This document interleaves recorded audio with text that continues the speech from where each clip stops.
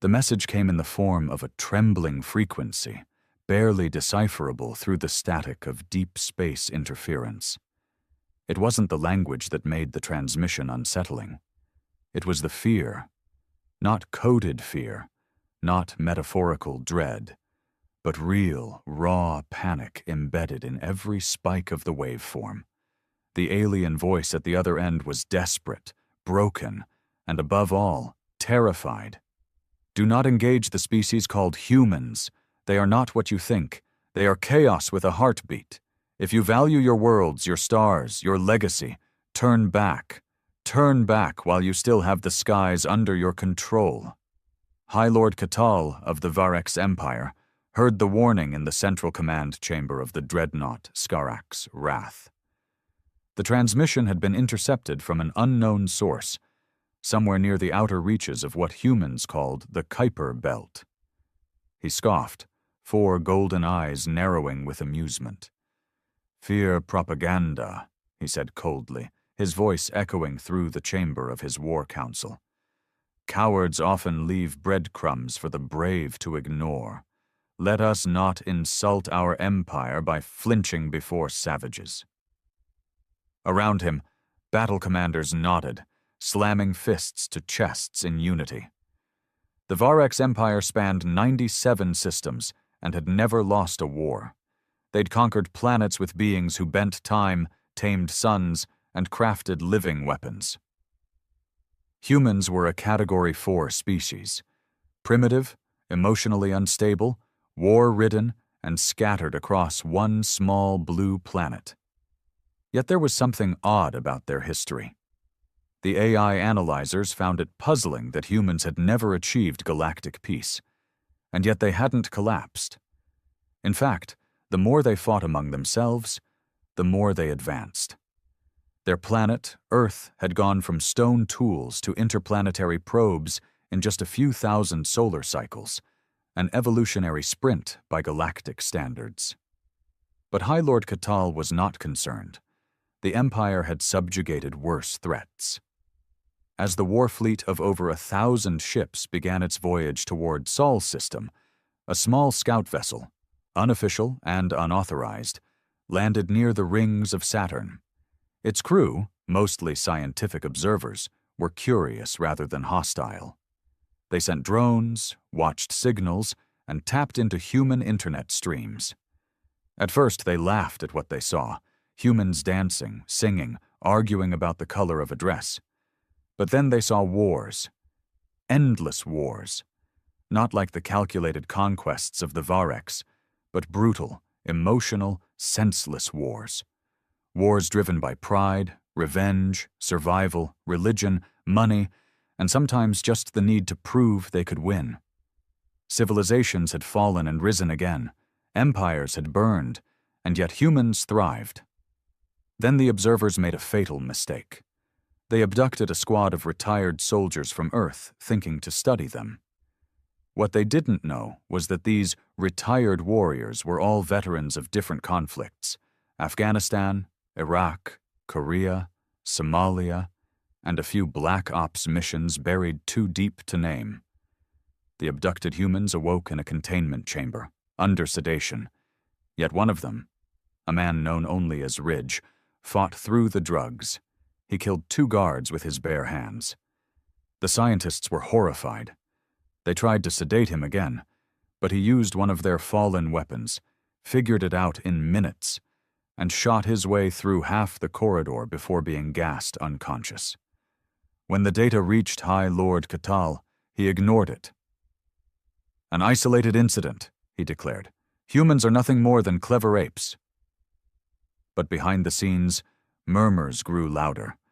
A second warning message was found, this time from a former Glishan general who had fought the humans during a rogue asteroid mining dispute. "They are not advanced. They are not united, but gods help us all. They do not know when to stop fighting." The fleet entered Mars' orbit exactly 72 hours later. And Earth didn't fire a single shot. Not yet. Because Earth was watching. Earth was waiting. The Varex fleet had never approached a system so quietly. Their ships were black as night, shaped like massive serpents with armor that shimmered in and out of phase with space itself. 1,000 warships hovered in orbit around Mars, perfectly aligned like a predatory halo. From a distance, it looked like a god's spear aimed directly at Earth. And yet, Earth made no move. There were no planetary defense signals, no orbital fighters scrambling, no space warnings. Just silence. And satellites. Hundreds of them. Most were simple, dated constructs from Earth's older tech eras. Weather systems, GPS units, defunct telecom links. The Varex AI had already scanned and labeled most of them primitive debris. High Lord Catal stood at the observation deck of the Skarak's Wrath, with his arms folded behind his back, golden armor glinting under the light of Sul. His eyes fixed on the Earth, blue, green, and alive. He sneered at its beauty. "Do they not even know we are here?" he asked. Behind him, Commander Varesh, a tall, lean officer with scales as white as ash, cleared his throat. "My lord, it is possible they do not possess the technology to detect us in stealth mode." Catal turned slowly. "And if they do and they simply do not care?" Varesh frowned. "That would be most unusual. Even the Grithorians fired a volley when we entered their star space." Catal said nothing. His instincts were uneasy, but he crushed them down. Fear was a disease among commanders. The Empire didn't build its legacy on hesitation. Meanwhile, deep inside the Earth's military networks, alerts were lighting up like fireworks. Earth had seen them. In a subterranean base buried beneath Colorado, known unofficially as Site 9, General Marissa Crow stood before a large holographic model of the solar system. Her salt-and-pepper hair was tied back in a tight braid, and her face was as hard as the granite walls that surrounded them. "All ships have entered Mars' orbit," she said grimly. "Estimated firepower equivalent to 10,000 modern nuclear payloads." Beside her stood Dr. Tenma Liu, a physicist turned defense technologist. He pointed at the model with a shaking hand. "If they attack now, we won't stop them. Our defense grid is a joke compared to that." Marissa didn't blink. "Which is why we don't defend, Doctor. We respond. Prepare Protocol Helios." Tenma's face went pale. "You're activating Helios?" Marissa nodded. "That's right. Every retired Black-class operative, every asset, every dormant AI cell, and bring Ridge out of containment." Tenma tried to argue. "He's unstable. What if he goes rogue again?" Marissa turned, eyes burning. "Then we pray he goes rogue in the right direction." Above, in orbit, the Varex fleet began deploying probes into Earth's upper atmosphere. The probes weren't armed. They were for psychological warfare. Each drone carried a short, repeating broadcast message in over 300 languages, synthesized from intercepted human transmissions. "You are now subjects of the Varex Empire. Resistance is futile. Your leaders will surrender. Compliance will ensure survival." They floated across every nation, blinking lights in the sky like slow-falling meteors. Humanity stared up, confused at first, then deeply unsettled, but not terrified. Instead of panic, Earth reacted with something stranger: unity. For the first time in generations, major powers activated a dormant global protocol. Project Skyfall. Troops were mobilized, subs raised from oceans, satellites switched from civilian to military channels, all while civilian life tried to pretend everything was normal. Concerts were still held.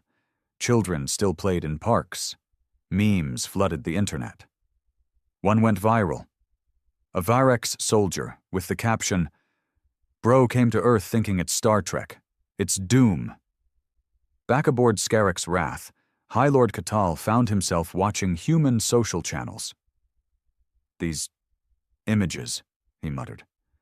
"Why are they laughing?" Varesh leaned forward. Perhaps they do not understand our presence. But another voice, raspier and lower, cut in. It was Sub-Lord Kren, commander of PsyOps, and one of the few Vareks who studied enemy culture. No, he said slowly, eyes glowing blue from neuro-implants. They understand, but humans do not react to fear the way others do. It becomes humor. It is their way of coping. Coping with what? With war, with death, with extinction. Katal clenched his jaw. So they laugh before they die. Kren turned his gaze to Earth. Or before we do. 2 days passed. No human leader surrendered. No human responded to the broadcast. The Vareks took this as defiance. On day 3, the Empire struck. A single precision blast was aimed at an uninhabited island in the Pacific Ocean. The message was clear. We can destroy anything at will. The island vanished in a plume of molten glass and steam. Still, Earth did not reply. But within hours, something started happening. One by one, the Vareks ships began experiencing strange malfunctions. Not major systems, yet, but small, critical bugs. Navigation error, communications glitch, security breach in a food dispenser, a fighter drone launched early, a databank went blank. Katal demanded answers. Is it sabotage? Impossible, the engineers replied. They've not touched us. But someone had. On the 4th day, the Vareks dreadnought Vakar's Flame vanished from sensors. Just gone. Search fleets combed the orbital zone. No explosion, no escape pod, no distress signal. A ghost ship, swallowed by nothing. And then, a message came through to the Scarix Wrath's bridge. It was a voice, human, male, calm, grizzled. Nice ship you got there, it said, crackling. Shame if someone figured out how to park it in a black hole. Katal's blood ran cold. Who is this? He demanded. But there was no reply, just static. And laughter. They traced the signal. Barely. It had bounced off over 4,000 nodes, some of them Earth's own satellites. Others were old Varex probes from past conquests. Then they found the source. Ridge, or as the humans called him in the darker files, the Reaper of Lagos, a man with over 130 confirmed kills. Disappeared 10 years ago after going rogue in a war zone. Declared dead. He wasn't dead. He was just waiting for the right war. Back on Earth, Site 9 was a flurry of activity. Ridge stood in the center of a reinforced war chamber, armored in something Earth had never made publicly. A fusion of exosuit and alien tech scavenged from past classified encounters. His eyes were cold steel. How many ships? He asked Marissa. About 980 remain. We took one offline. Another lost control for 15 minutes. We're guessing they've noticed. He nodded. Good. Let 'em notice. Fear's a better weapon than any missile. Tenma looked at him warily. You're enjoying this, aren't you? Ridge cracked a smile. I've been waiting for something worth killing. Above Earth, panic had started brewing inside the Varex command. More ships reported anomalies. One cruiser had its oxygen replaced with nitrogen. Another launched all its escape pods without warning. A third received false orders to open fire on its fleet mates. Then came the videos. Every Varex ship began receiving hacked transmissions. Footage from Earth's history, Hiroshima, Vietnam, Fall of Berlin. September 11th. Mass shootings, drone strikes, but also something else, resilience. Humans rising from rubble, helping each other, smiling while bloodied, fighting, always fighting, and a final message. We don't lose because we're the strongest, we win because we don't stop. Katal ordered a full lockdown, no transmissions, no external data, no AI systems to connect with Earth. Too late. Ridge was already inside. You brought 1,000 ships, his voice echoed through the walls of every vessel. We only needed one of you to slip up." One by one, the ships began to go dark. Some exploded from within, others lost power and drifted into Mars' gravity well. A destroyer turned on its mothership. And all the while, Earth just watched. A storm was unraveling across the stars, and it wasn't made of missiles or lasers. It was chaos, pure and methodical, the kind that humans were frighteningly good at unleashing. The Varex fleet had been the jewel of the Empire's dominance, sleek, efficient, brutal. Now it was unraveling like a serpent eating itself. Ship after ship lost control, internal sensors failed, orders were overwritten by ghost signals. Some Varex soldiers reported hallucinations, others swore they saw their shipmates turning on them. Morale was plummeting. What was once a mighty armada was becoming a fleet of isolated, panicked death traps. High Lord Catal stood on the war bridge of Skarak's wrath, teeth grinding against each other. The red emergency lights pulsed like a heartbeat gone wrong. "Explain," he barked. "Why are the crews disobeying orders? Who is controlling our systems?" "Unknown, High Lord," Varesh stammered, his eyes wide. "It's not coming from Earth's mainframe. Whatever is affecting us, it's already inside." Catal turned to Sublord Kren, who looked paler than before. "You said humans were emotional, weak, unpredictable." "I was wrong," Kren muttered. "I didn't realize they would use their unpredictability as a weapon. They're jamming our own systems with emotional garbage, songs, stories, images, nonsense." "And it's working," Kren whispered. "They're using information the way we use plasma cannons. They're infecting us with their madness." The flagship shook violently. Sirens wailed. A crew member slammed into a panel and screamed in pain. Catal stormed towards the central control chair. "Deploy shock units. Send ground troops to Earth's surface. Burn a city if you have to. Let them feel what war truly is." "Which city, High Lord?" Catal hesitated. "Any." But even as he spoke, another update pinged on the screen. The destroyer Grash Tool, second in command of the assault force, was breaking formation. Not drifting, not damaged, but retreating.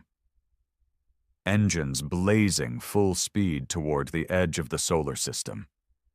"What is that ship doing?" Catal yelled. "They've withdrawn, High Lord," Varesh said. "Commander Zaal sent a final message. He said, and I quote, 'We picked the wrong species.'" Catal's fury exploded. He grabbed a plasma rifle from the nearby wall and fired it straight into the tactical map display, shattering it into molten shards. "Cowards! I'll burn Earth down myself." Back on Earth, General Marissa Crow stood before a massive underground monitor inside Site 9, hands behind her back. The faces of world leaders flickered in real time across the secure global communications array. The President of the United States, the Premier of China, the High Commander of the EU coalition, even the underground governments of rogue states, all eyes were on her. "We have them panicked," Marissa stated calmly. "But panic is not victory. It's the moment before." A Russian general leaned forward. "What are you suggesting?" "We send a message," she replied. "One they'll never forget." The room was silent.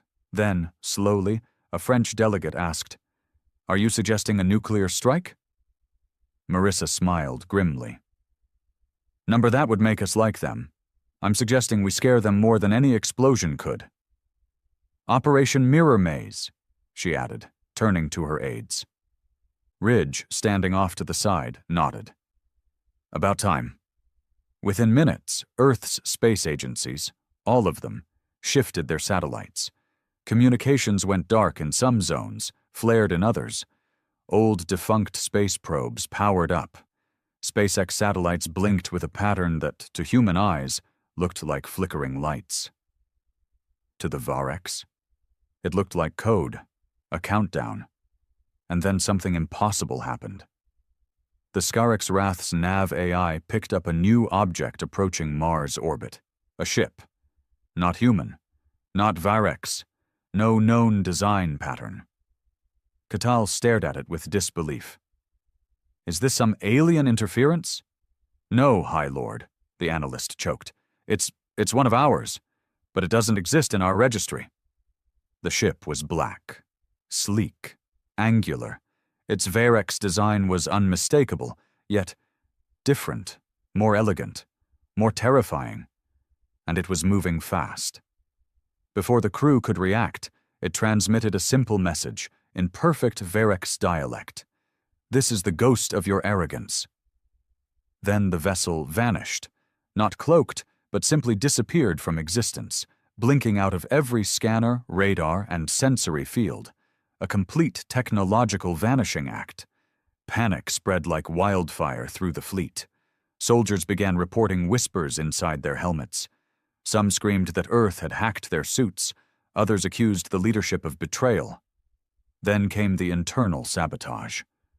Ships began self-destructing, not from external attack, but from soldiers turning on their officers. Entire bridge crews executed. A ship called the Drasun sent a desperate message. They've turned our own minds against us. Down on Earth, Ridge sat at a dimly lit terminal, watching the chaos unfold on dozens of screens. His face didn't show satisfaction, just grim focus. A junior officer approached. Sir, why didn't we just fire missiles or orbital weapons? Ridge didn't take his eyes off the screen. Because missiles end battles, he said. But fear ends empires. The Varex fleet was in shambles now. Nearly 200 ships had been destroyed, disabled, or deserted. Dozens had turned their weapons inward. Hundreds of soldiers had committed ritual withdrawal. Varex tradition when defeat was certain. High Lord Katal, realizing the war was lost before it had even begun, stood alone in the darkened command chamber of Scarex's wrath. The chamber flickered with sparks. Consoles smoked. His once pristine armor was dented, stained with coolant and blood. His face twitched with disbelief. This cannot be, he whispered. A sound echoed in the silence. Footsteps, impossible. No one should have been able to board the Scarex's wrath, not without being vaporized. The door hissed open. A silhouette stood there, human, broad-shouldered, armor black as night, Ridge. He stepped into the chamber like a ghost stepping into a legend. You wanted a war, Ridge said. Welcome to the part where we finish it. Katal snarled, drawing his blade, a glowing staff of radiant blue plasma. You're one man. And you're one empire, Ridge replied. Let's see who dies louder. The battle that followed wouldn't be recorded in any Varex archive. Not because it wasn't legendary, but because there were none left to record it. An hour later, the Scarex's wrath began descending from Mars' orbit in a controlled spiral, its engines dead, but its course steady. It entered Earth's atmosphere like a falling god. Nations below stared up in awe as the burning monolith streaked across the sky, then gently plunged into the Pacific Ocean with a thunderous hiss. All global channels lit up with one final image, just before the ship vanished beneath the waves. It was Ridge, standing in the shattered bridge of the ship, helmet off, eyes glaring into the transmission. His message? This is Earth. Don't ever come back.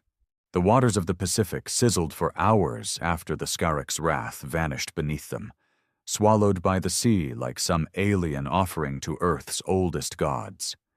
Rescue satellites tracked the descent but found no wreckage, just rising heat plumes and a metallic silence that pressed into every sonar buoy like a warning. The Varex fleet? Gone. Some destroyed by their own soldiers, others disabled by invisible invasions of code and fear. The rest? Fled. And yet Earth didn't cheer. There was no victory parade, no massive press release, just an eerie quiet, like humanity itself had grown more aware of what it had become, what it had shown the stars. Inside Site 9, the underground command center hummed with post-conflict analysis. Screens displayed debris scans, intercepted alien transmissions, and countless logs of erratic Varex behavior in the final hours of the invasion. But none of that mattered now, not to General Marissa Crowe. She stood near a reinforced viewing platform, watching the live satellite footage of the ocean's surface slowly calming. Behind her, Ridge limped into the room. His armor hissed as it disengaged its seals. Blood stained his undersuit, some of it red, some of it an alien green. His face was scratched but calm, like a man who'd just finished mowing his lawn, except his lawn had been an empire. "You all right?" Marissa asked without turning. "Yeah," Ridge grunted.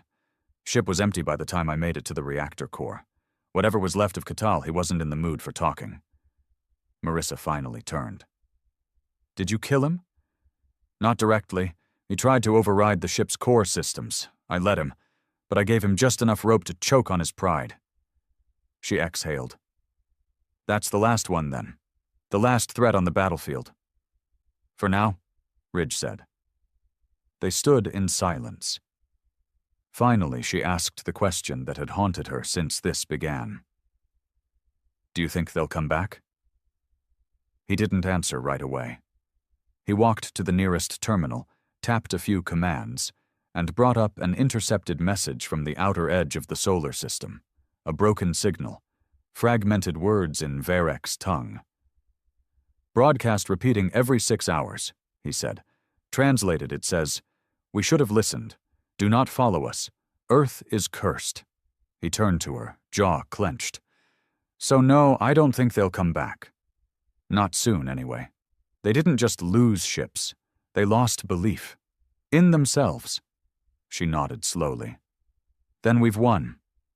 "No," he said quietly. "We've survived." News of the invasion never reached the general population in full detail. The governments released vague statements, something about an orbital event, a meteor shower, and an international defense test. Most of the world moved on. The internet chewed up conspiracy theories and spat out memes within days. Humanity did what it always did when it faced the incomprehensible. It laughed and forgot. But not everyone forgot. Some people remembered the power flickers, the strange buzzing in their ears when they passed cell towers, the way birds scattered in perfect formation as if sensing a predator in orbit. Others remembered the feeling, that deep, primal wrongness, as if something had looked down on Earth and judged it, and some dreamed of Ridge. They didn't know his name, but they saw him. In flashes, in sleep, a man in black armor surrounded by fire and broken stars. In the dreams, he never spoke, but they felt his warning deep in their bones. On the far side of the moon, hidden beneath a layer of reflective shielding, a black site called Echelon Echo came to life. It had been built for one purpose: observation. Not of Earth, but of space, a sentinel watching for threats. Inside, Dr. Tenma Liu worked feverishly. He stood over a long, curved table littered with Varex tech.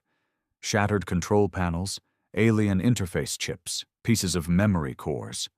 But in the center of the room sat the real prize, the neural core of the Skarax Wrath, retrieved by deep-sea drones before the wreckage drifted into the trench. "You're really going to try and talk to it?" his assistant asked. Tenma glanced at her.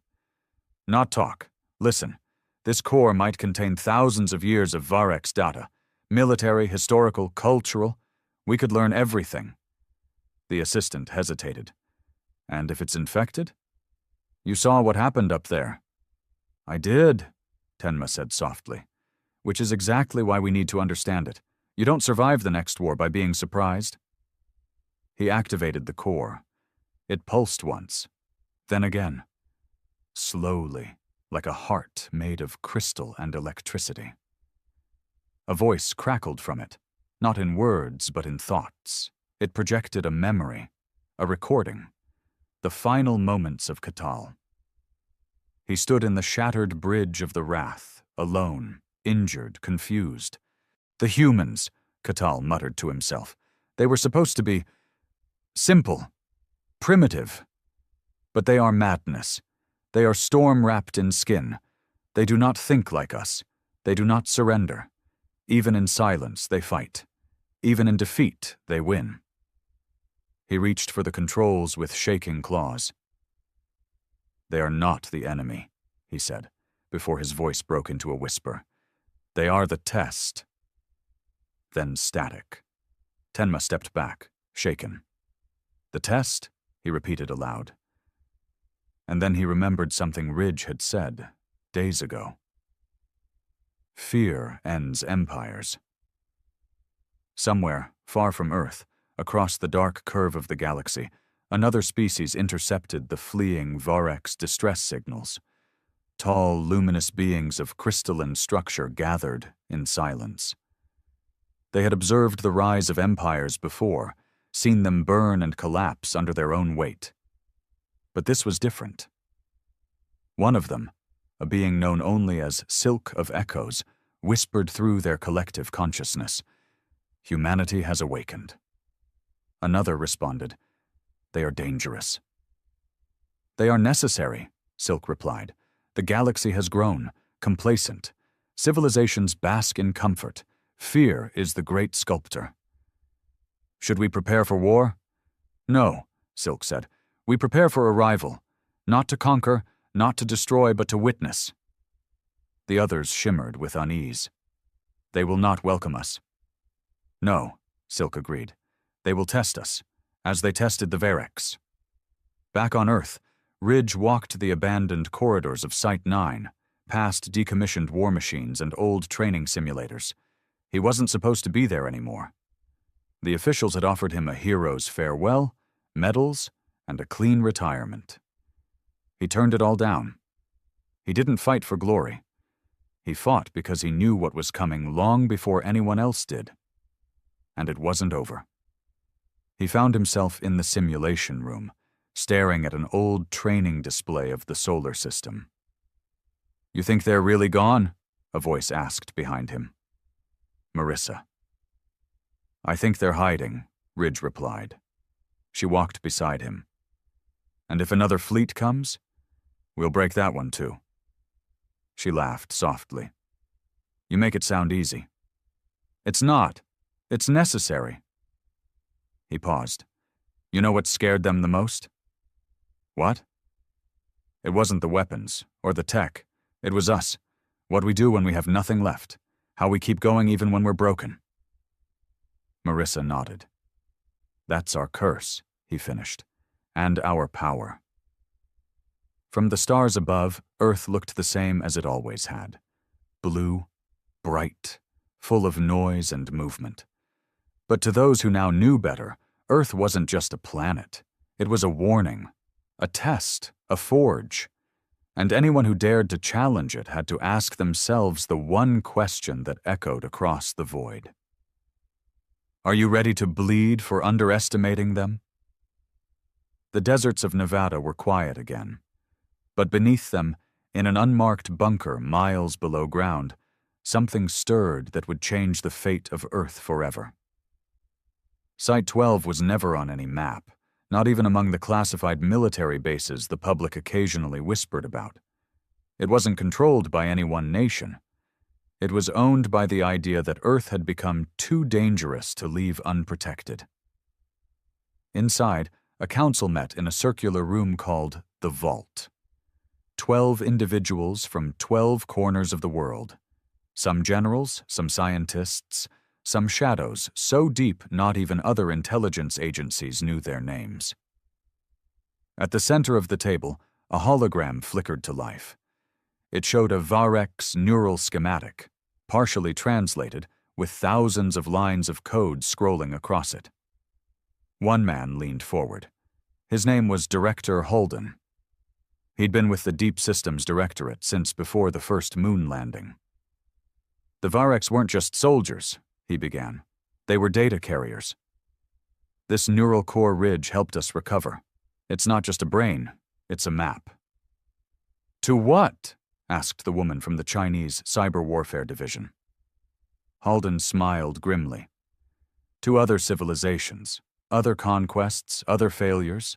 The Varex didn't just document their victories, they stored everything, especially what scared them. Another member of the council, a slender man with Nordic features and a voice like frost, tapped his finger against the console. So Earth is now in possession of interstellar intelligence? No, Halden said. Earth is now in possession of reputation.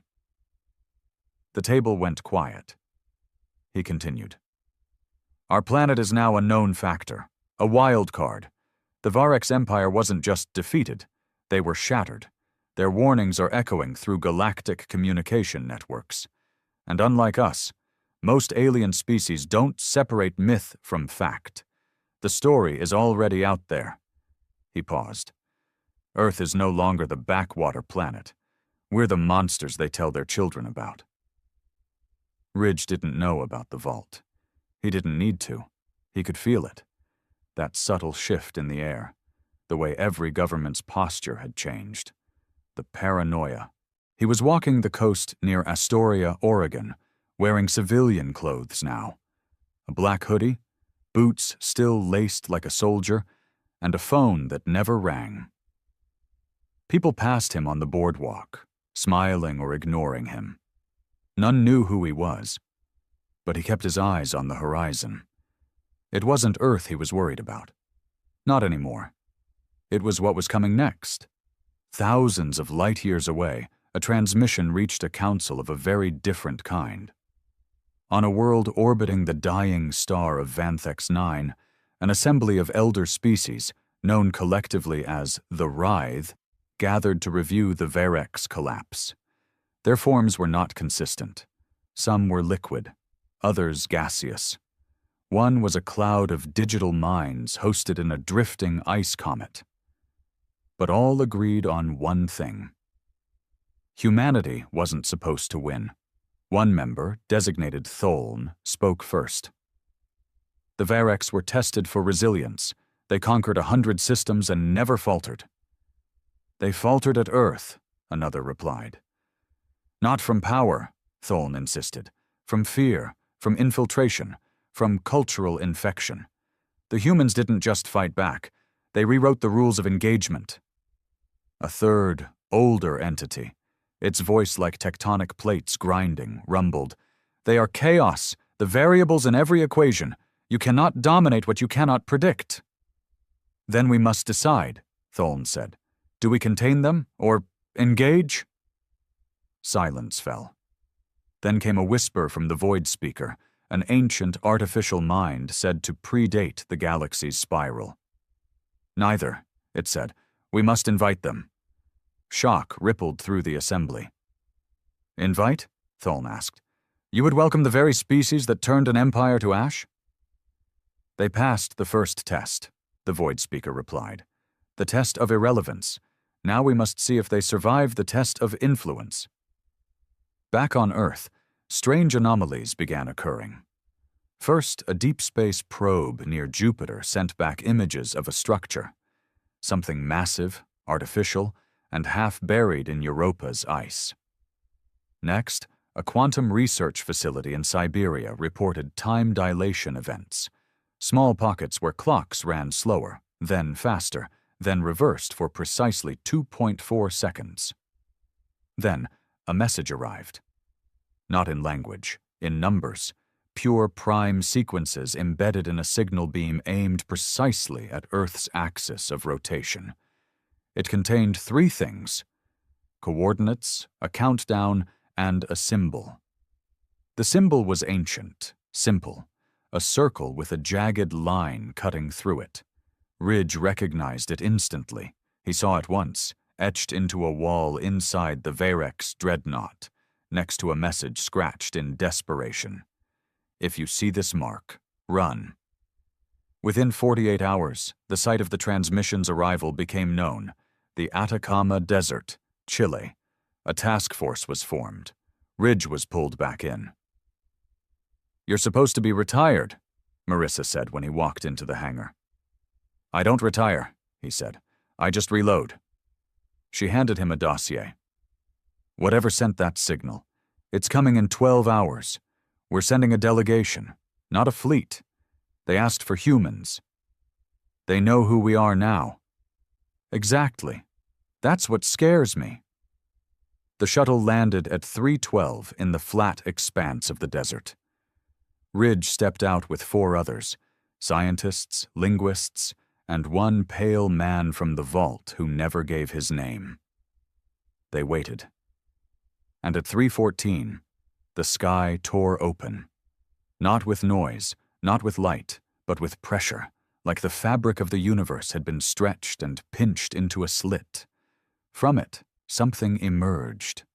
Not a ship, a platform. It floated circular and black, with a surface that bent reflections.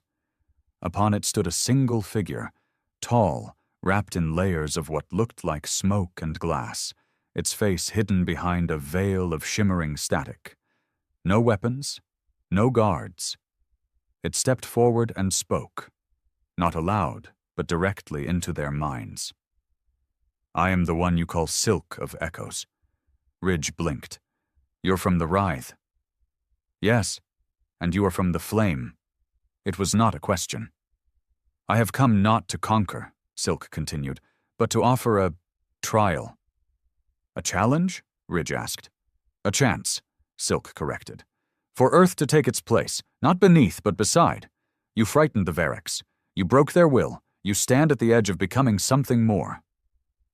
Ridge didn't respond. "You don't trust us," Silk noted. "No," Ridge said, "and we don't want your seat at the table." "Then take the table," Silk said. "Flip it, burn it, rebuild it. That is what makes your kind terrifying. That is why we're offering this instead of invasion." "What's the trial?" Ridge asked. Silk raised a hand. The ground beneath Ridge's feet shimmered.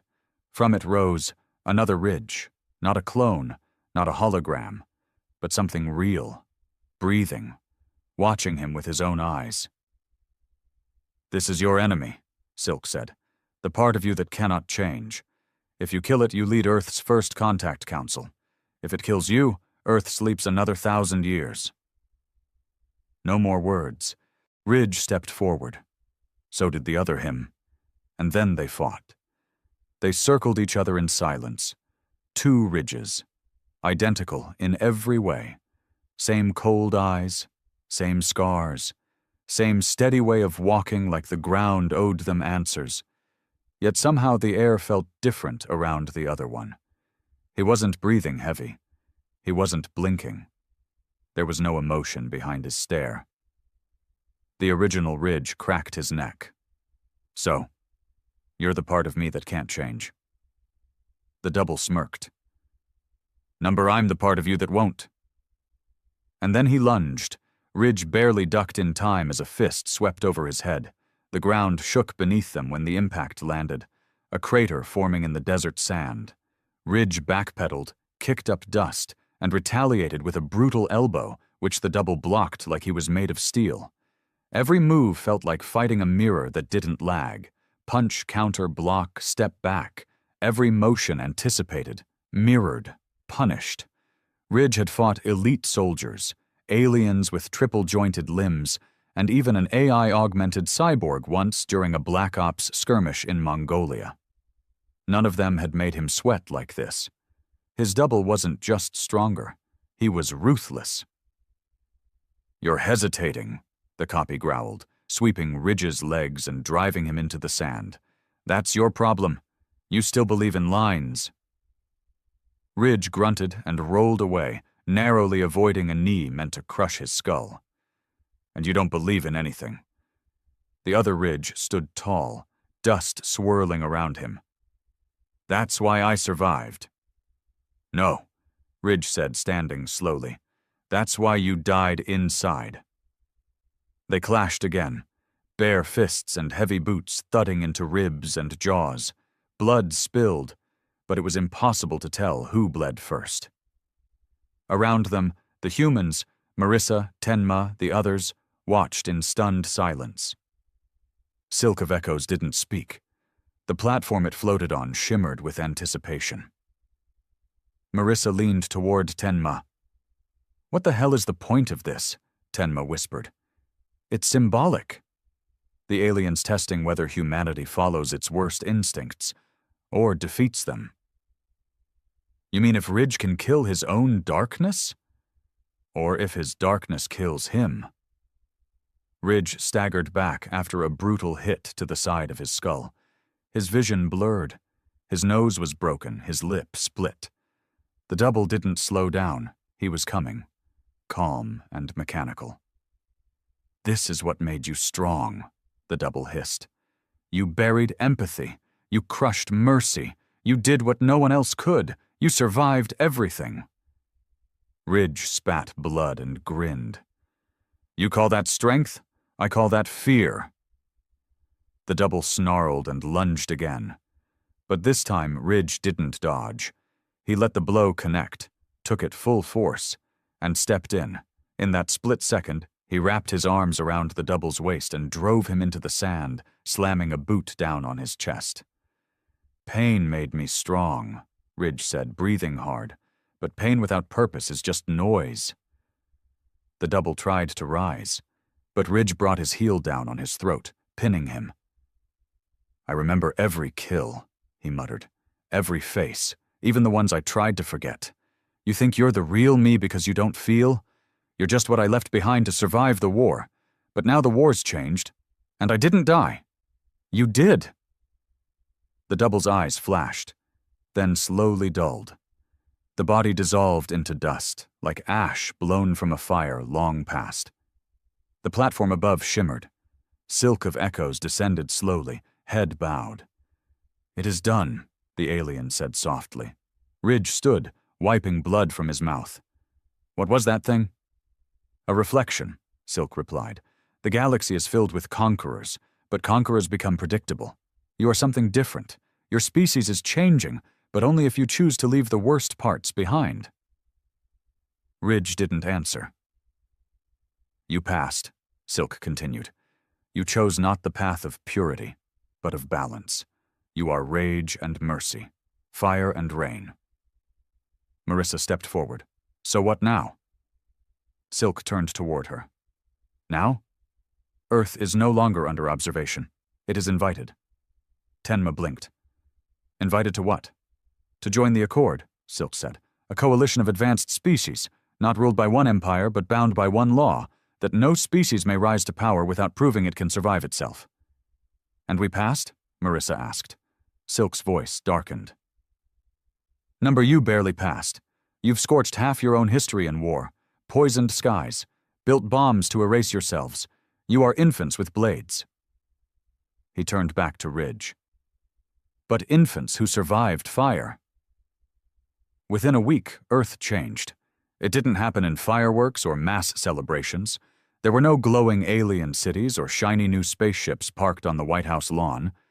Instead, a signal was sent. Not to the public. To Earth's best. The brightest minds in quantum fields, interdimensional theory, subspace mechanics. From villages, labs, hidden bunkers. They were invited, quietly, discreetly, to prepare. A single term was given to them. Initiative Prometheus. Ridge returned to the coast. The fighting was done for now. But the next phase was worse. Not war, politics, human nature. He stood on the edge of a cliff, wind pulling at his jacket, eyes on the stars. Marissa found him there. "You know they'll want you to lead the delegation," she said. "I'm not a diplomat." "You're exactly what they need. You're what scared the Varex. You're what impressed the Writhe." Ridge didn't reply. "I watched you fight yourself," she added. "Most people would have lost that battle."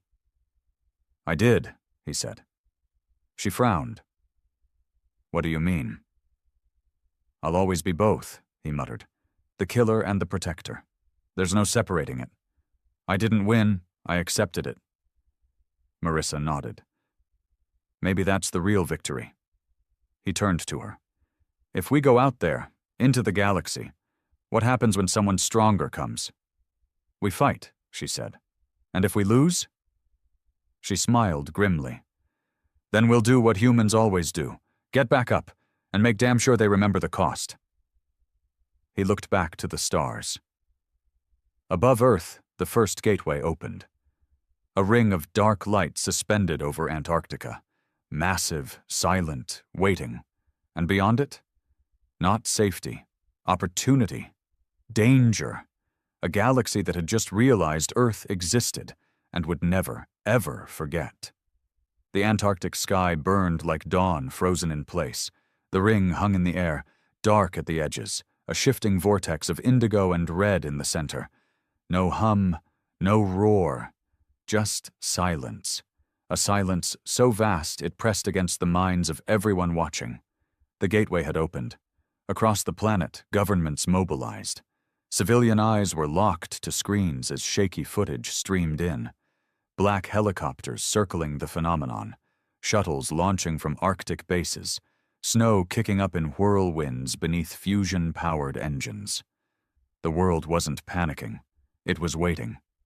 At Site 12, Ridge stood in a reinforced chamber surrounded by figures who didn't wear insignias. They didn't introduce themselves. They didn't speak unless necessary. He knew who they were anyway, each one a hammer in the quiet toolbox of global survival. Director Halden stepped forward and placed a thick black case on the table. We've confirmed the coordinates beyond the gate lead to what Silk of Echoes called the Celestial Chamber, a hub, neutral ground, a testing station for new entrants into the Accord. Ridge nodded, already armored. Threat level? Halden tilted his head. Technologically superior, yes, but they follow strict laws of engagement. Psychological manipulation, cultural observation, trials. Ridge frowned. They want diplomacy. They want evaluation, Halden corrected. They want to see if we belong, and whether we're a threat. He opened the case. Inside was a sleek obsidian pistol with lines of alien code etched into the barrel. What's this? Insurance, Halden said. Fires once. Can disintegrate a tank. Don't use it unless the trial turns into a trap. Ridge took the weapon and holstered it without a word. Marissa entered behind him, suited up in a more traditional exosuit, a high-ranking Earth liaison. You really going through with this? She asked. He didn't turn. You trust someone else to do it? No, she admitted. But they picked you for a reason. Ridge strapped on his final piece of armor and turned. Let's find out what the galaxy's really made of. The launch bay near the gateway was a flurry of white suits, snow vehicles, and VTOL ships. Ridge and his team, 5 members, each chosen for a reason, boarded a sleek shuttle with no markings. It wasn't designed for war, just survival. Dr. Tenma Liu sat beside Ridge, nervously checking his data pads. This place we're going, it could be centuries ahead of us, he murmured. Then don't try to be smarter, Ridge replied. Just listen. They lifted off, snow parting in waves beneath the ship. The ring grew larger in the cockpit window, until it wasn't a shape anymore. It was a sky of its own. And then, with a gentle hum, they passed through. There was no jolt, no sound, just suddenness. One moment, Antarctica. The next, stars. The shuttle was drifting above a colossal space station. Not built like human constructs. This was more organic, like bone wrapped in obsidian, with glowing tendrils branching out into orbit. Energy pulsed along its surface like a heartbeat. Jesus, Tenma whispered. This isn't a station, it's alive. A voice filled the cockpit. Welcome to the Celestial Chamber. Identity, Ridge Calder. Earth designation, humanity. Ridge frowned. How the hell do they know my name? You are the story that shattered the Varex, the voice replied. All species know your name. The ship moved on its own now, guided by unseen forces, drawn toward a docking platform lit with blue fire. Inside the station, gravity took hold gently. The team disembarked into a chamber lined with towering figures, representatives of the Accord. Dozens of species stood in silence, watching. Some hovered, some pulsed with light. One didn't have a body, just a shifting fog inside a crystal sphere. Silk of Echoes stepped forward. You arrive bearing no fleet, no anthem, just breath and bone. Ridge nodded. That's how we started. Might as well be honest. Silk gestured to a raised platform at the center of the chamber. This is the weighing table. It does not judge through conversation, but memory, history, pain. You will be tested not through words, but by what you are. Ridge looked at his team. You ready for this? Marissa gave a tight nod. As will ever be. One by one, they stepped onto the platform. And the world changed. The chamber vanished.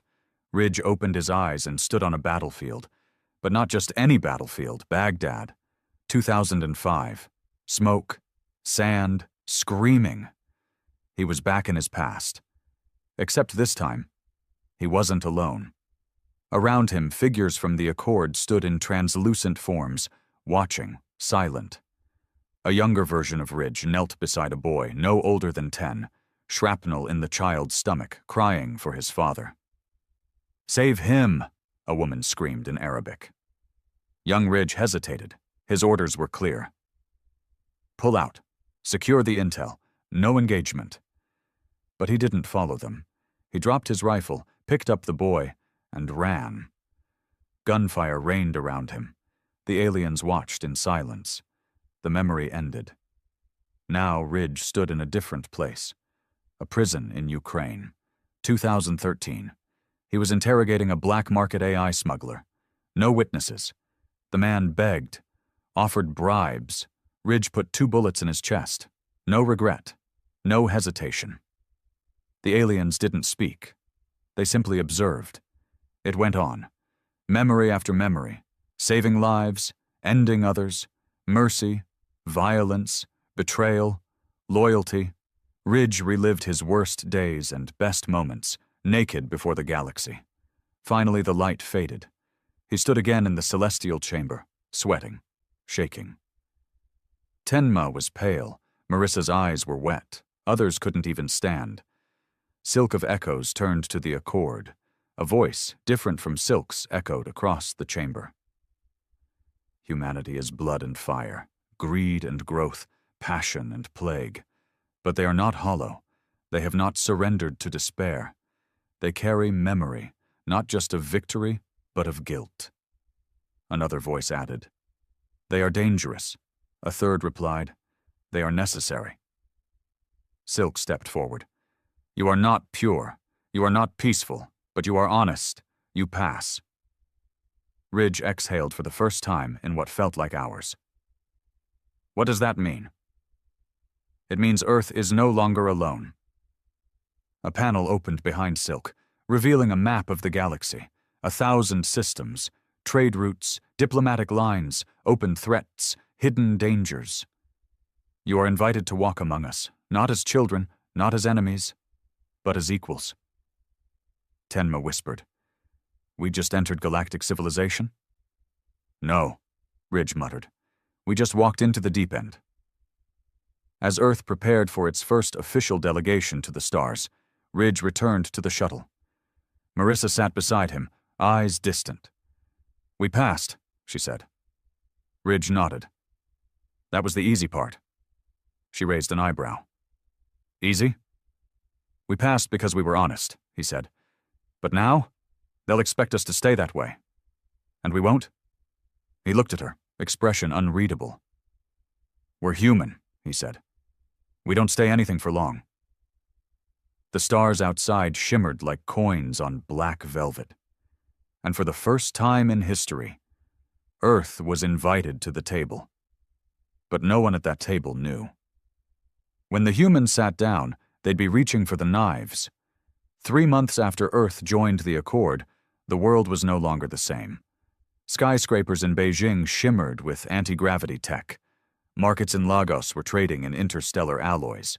In New York, alien diplomats walked among humans, wrapped in light-filtering suits and silent curiosity. A fleet of orbital satellites, powered by borrowed tech from a species that lived in dark matter currents, now surrounded the Earth like a new age halo. And yet, for all the technology and treaties, something darker grew underneath. Because not everyone welcomed the stars. In the ruins of a decommissioned Arctic submarine base, men and women in stolen uniforms gathered around a device glowing with stolen power. A former intelligence officer named Kendrick stood at the helm. He'd once served Earth. Now he served a purer vision, one that feared what humanity was becoming. "They've poisoned us," he spat, "turned our world into a playground for alien ideologies. We were conquerors. Now we're their pet project." Someone beside him adjusted a control dial on the core.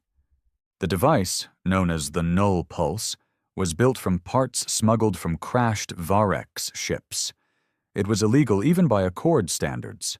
It could wipe a city's electrical signature off the map in one burst. But Kendrick didn't want to use it on a city. He wanted to use it on them. Site 12 was flooded with alerts. Director Halden watched red lights blink across his secure console. Marissa Crow burst into the command center, face grim. "Someone just activated a fusion pulse relay from outside Nook," she snapped. "Unauthorized, hidden frequency. We tracked the energy buildup. It matches Varex origin." "Who has Varex tech?" Halden growled. "Anyone who pulled wreckage before we cleaned it. Mercs, Black Ops, maybe even someone on the inside." Halden's eyes narrowed. "Who would attack us now?" She didn't answer, because they both already knew. Ridge was aboard the ESS Horizon, Earth's first deep space diplomatic ship, in orbit above Jupiter's moon Callisto. The vessel wasn't a warship on the outside.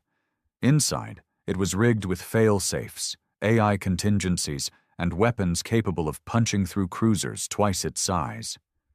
He was staring out at Jupiter's massive eye when the call came through. Marissa's voice. "Get back." That's all she said. No explanation. Just 2 words. He didn't argue.